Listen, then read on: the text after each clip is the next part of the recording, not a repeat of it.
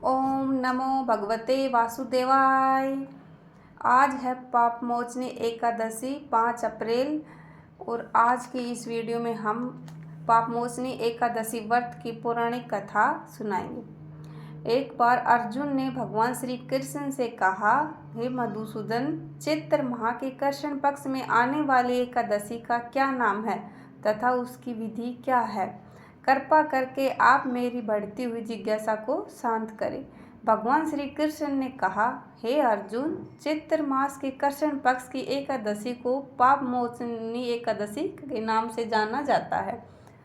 एक बार की बात है, पृथ्वीपति राजा मानधाता ने लोमस ऋषि से प्रश्न किया था। जो तुमने मुझसे किया है वही उसने उससे पूछा।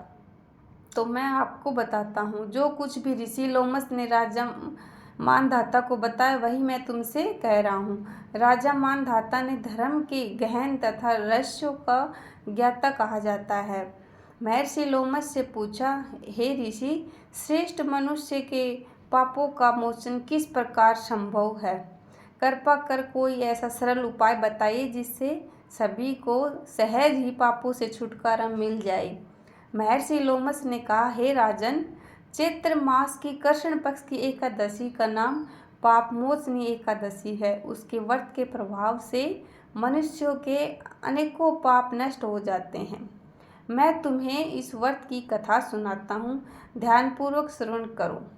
प्राचीन समय में चैत्र रथ नामक एक वन था। उसमें अप्सराएं किन्नरों के साथ विहार किया करती थी। वहाँ सदैव बसंत का मौसम रहता था, अर्थात उस जगह सदा नाना प्रकार के पुष्प खिले रहते थे। उसी वन में मेधावी नाम के एक ऋषि भी रहता था। वो तपस्या में लीन रहता था। वो शिव भगत था।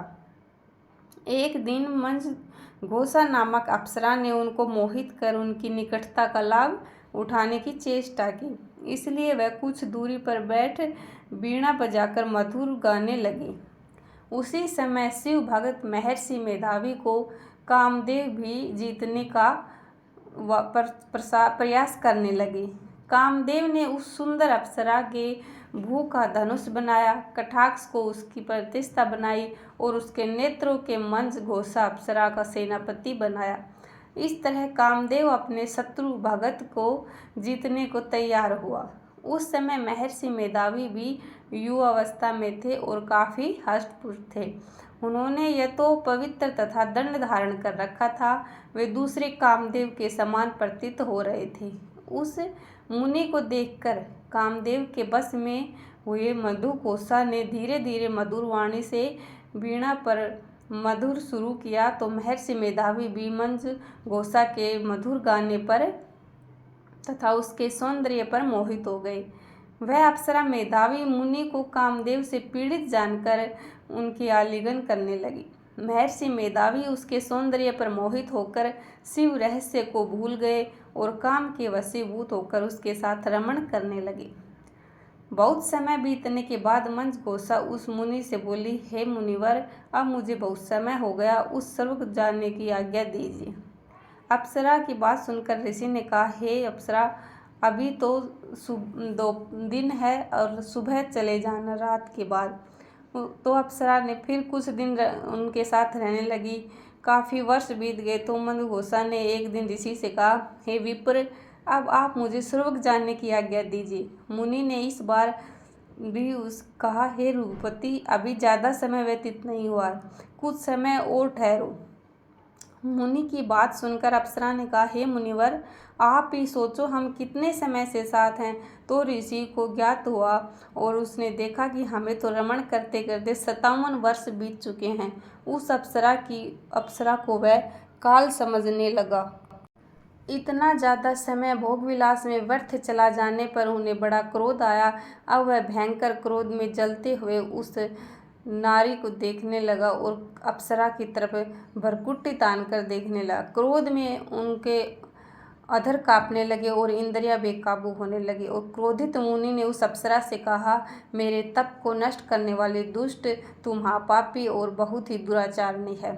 तुम पर धिक्कार है। अब तू मेरे श्राप से नहीं बच पाएगी और उसने श्राप दिया कि तू पिशाचिनी बनकर रहेगी।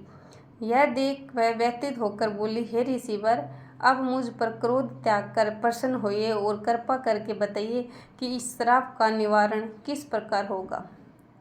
विद्वानों ने कहा है, साधुओं की संगत अच्छा फल देने वाली होती है, अतः आपके साथ तो मेरे बहुत वर्ष व्यतीत हुए हैं। मुनि ने कहा, तूने मेरा बड़ा बुरा किया है, किंतु फिर भी मैं तुझे इस श्राप से मुक्ति का उपाय बतलाता हूँ। चैत्र मास के कृष्ण पक्ष की जो एकादशी है उसका नाम पाप मोचनी है। उस एकादशी का उपवास करने से तेरी पिशाचिनी की देह से मुक्ति हो जाएगी। ऐसा कहकर मुनि ने उसके व्रत का सब विधान बतलाया और समझाया। फिर उसने अपने पापों का प्रायश्चित करने के लिए वह अपने पिता च्यवन ऋषि के पास गई। च्यवन ऋषि ने अपने पुत्र मेधावी को देखकर कहा, हे पुत्र, ऐसा क्या किया है तूने कि तेरे सभी तप नष्ट हो गए, जिससे तुम्हारा समस्त तेज मलिन हो गया है। मेधावी मुनि ने लज्जा से अपना सिर झुकाकर कहा, पिताश्री, मैंने एक अप्सरा से रमण करके बहुत बड़ा पाप किया है।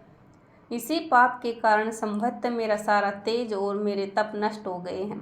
कृपा करके आप इस पाप से छूटने का उपाय बताइए। ऋषि ने कहा, हे पुत्र, तुम चैत्र माह के कृष्ण पक्ष की पापमोचनी एकादशी का विधि तथा भक्ति पूर्वक उपवास करो, इससे तुम्हारे सभी पाप नष्ट हो जाएंगे। अपने पिता की बात सुनकर मेधावी ऋषि ने व्रत किया और उसके सभी पाप नष्ट हो गए। मंजघोषा अप्सरा भी पापमोचनी एकादशी का उपवास करने से पिशाचिनी की देह से छूट गई और पुनः अपना सुंदर रूप धारण कर स्वर्गलोक में लौट गई। लोमस मुनि ने कहा, हे राजन, इस पापमोचनी एकादशी के प्रभाव से समस्त पाप नष्ट हो जाते हैं। इस एकादशी की कथा से सुनने से और पठन करने से 1000 गोदान करने का फल प्राप्त होता है। सभी प्रेम से बोलो, लक्ष्मी नारायण भगवान की जय। कथा पसंद आई है तो आपको लाइक एंड शेयर करना ना भूलें।